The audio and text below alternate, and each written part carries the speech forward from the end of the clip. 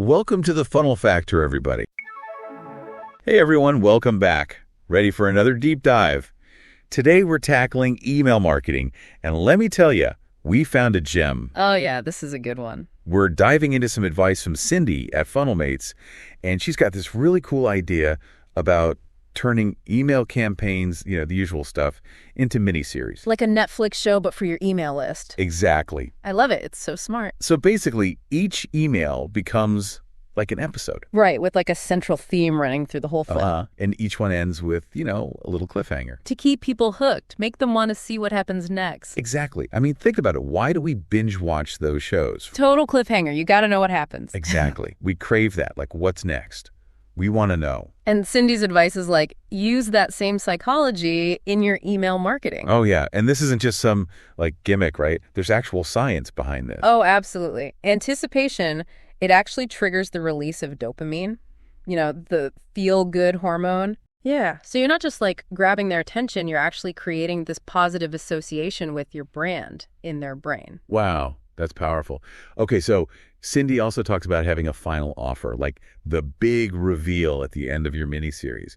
How do we make sure that that payoff really hits the mark? Well, I think the key is alignment, right? It has to make sense. So your final offer needs to be like the natural culmination of the whole story you've been telling throughout the series. Okay, give me an example. Okay, let's say your theme is mastering time management, helping people be more productive. Right. So your final offer could be a time tracking tool, or maybe a productivity workshop you're hosting. Oh, I see. Something that directly ties into that theme. Yeah. And it's like the solution to their problems. Exactly. It's the logical next step. Okay, so I'm getting that the theme is really important. Yeah. It's the foundation of the whole thing. Oh, for sure. It's got to resonate with the audience and lead naturally to that final offer. Okay, but what if I'm totally blanking? How do we even come up with a killer theme? That's a good question. Well, I always start with the audience, right? So think about their pain points. What are they struggling with? Makes sense. And then flip it around. What are their aspirations? What do they want to achieve? Okay. And then, your theme should address those needs, and offer solutions. Okay, that's making a lot of sense. Cindy actually left us with a challenge at the end of her post. She was like, if you created a 3-part miniseries, what would your theme be? Love that. Yeah, me too. It's got me thinking. What would it be? Yeah, what would it be?